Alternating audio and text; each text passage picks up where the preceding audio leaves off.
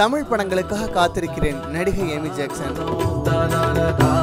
மதராசப்பட்டினம் திரைப்படத்தின் மூலமாக தமிழ் சினிமா இண்டஸ்ட்ரியில் ஹீரோயினாக அறிமுகமானவங்க நடிகை ஏமி ஜாக்சன். இந்த படத்துல இவங்க ஒரு லண்டன் பொண்ணா வருவாங்க. அது மட்டும் இல்லாம அடுத்ததா இவங்களுக்கு பல படங்களுக்கு ஆஃபர் வந்துச்சு. இருந்தாலும் தேர்ந்தெடுப்பதில் பயங்கர சூசியா இருந்தாங்க.